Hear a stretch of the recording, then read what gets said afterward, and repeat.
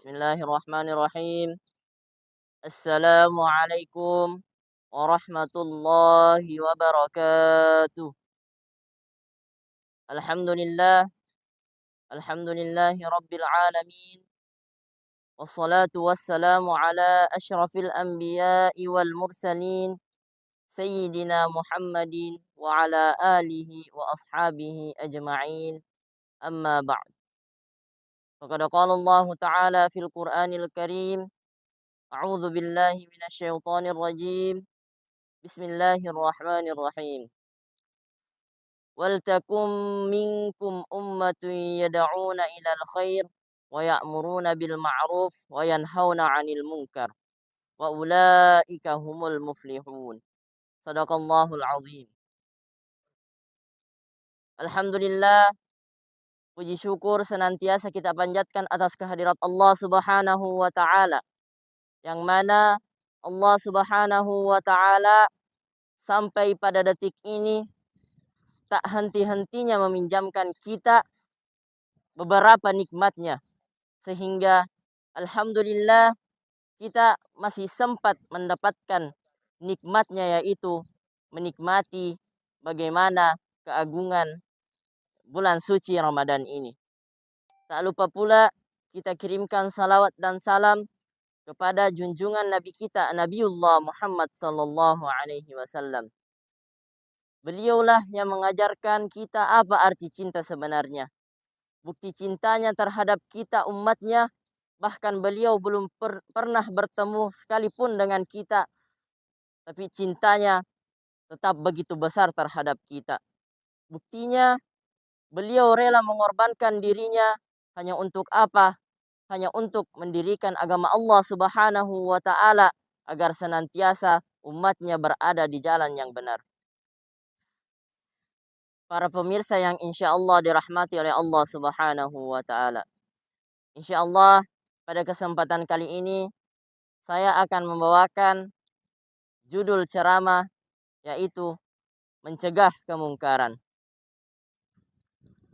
Dalam hadis Rasulullah sallallahu alaihi wasallam yang diriwayatkan oleh Imam Bukhari, an Abi Hurairah radhiyallahu anhu qala, sami'tu Rasulullah sallallahu alaihi wasallam yaqul, man ra'a minkum munkaran falyughayyirhu bi yadihi, fa in lam yastati' fa bi lisanihi, fa in lam yastati' fa bi qalbihi, wa dzalika adhaful iman.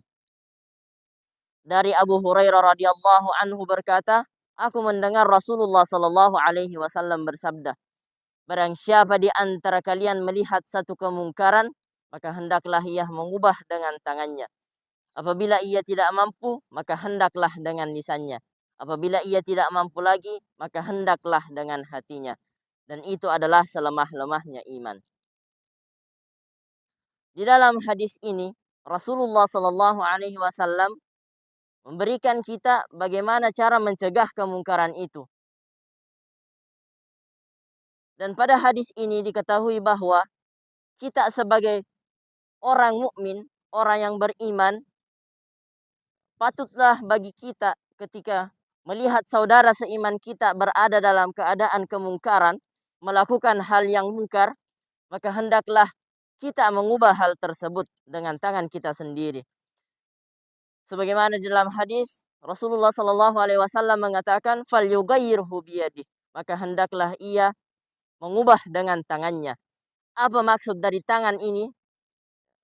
Umar bin Khattab radhiyallahu anhu dalam hadis ini mengatakan bahwa arti tangan yang dimaksud dalam hadis tersebut adalah kekuasaan. Sebagaimana pula yang dikutip dalam syarah hadis Arba'in An-Nawawi, dikatakan bahwa bagi orang yang memiliki kekuasaan yang lebih, maka wajiblah bagi ia untuk mengubah kemungkaran yang terjadi di hadapannya, yang berada di hadapannya. Maka bagi para pemimpin, hendaklah ia mengubah kemungkaran pada rakyatnya. Bagi para kepala keluarga, hendaklah ia mengubah kemungkaran yang terjadi di keluarganya. Di dalam syarah hadis Arba'in Nawawi juga dikatakan bahwa hadis ini selaras dengan ayat Allah Subhanahu wa taala. Sebagaimana dalam firman Allah Subhanahu wa taala, A'udzu billahi minasyaitonir rajim. Waltakum minkum ummatun yad'una ilal khairi wa ya'muruna bil ma'rufi wa yanhauna 'anil munkar wa ulaika humul muflihun. Shadaqallahul azim, yang sekira-kira artinya, dan jadilah kalian umat-umat yang menyeru dalam kebaikan, memerintahkan yang ma'ruf dan melarang yang mungkar. Dan kalian adalah termasuk orang yang beruntung.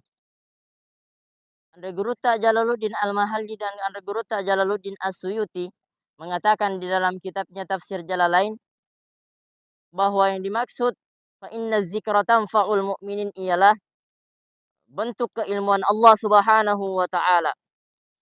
Karena Allah Subhanahu wa taala mengetahui bahwa hanyalah orang-orang beriman yang dapat mengambil manfaat dari nasihat, dari peringatan. Jadi seseorang beriman dapat diketahui ketika kita menasehatinya. Kapan ia mengambil manfaat dari nasihat kita, maka pastilah dia adalah orang yang beriman.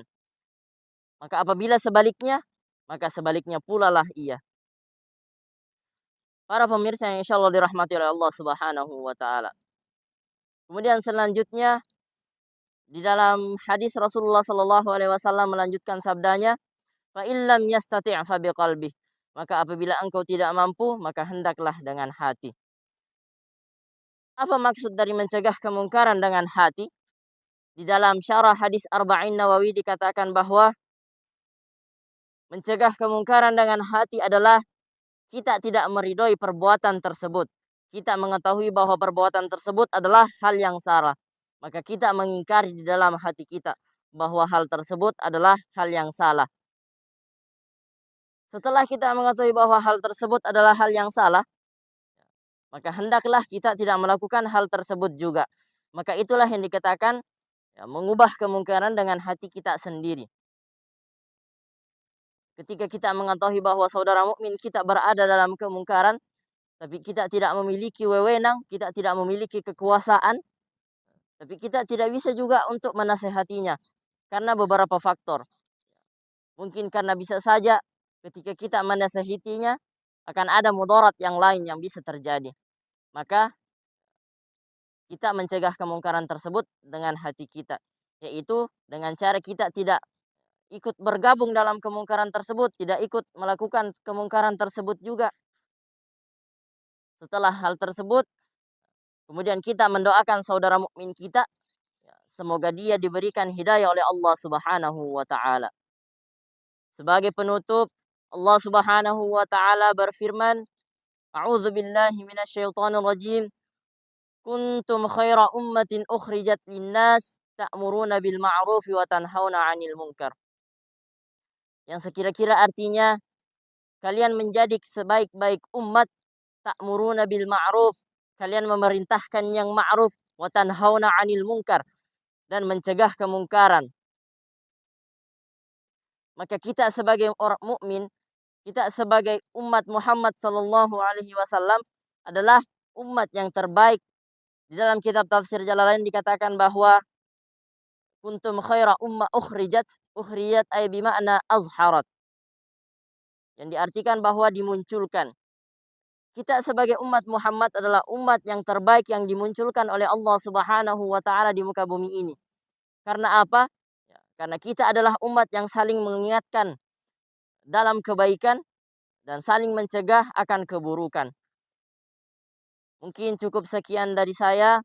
Apabila terdapat kehilafan dan kesalahan, maka kami memohon maaf sebesar-besarnya. Karena kesempurnaan hanyalah milik Allah Subhanahu wa taala. Kepada para pemirsa yang masih setia menonton, kami ucapkan selamat berbuka puasa. Wabillahi taufiq wa sa'adah. Assalamualaikum warahmatullahi wabarakatuh.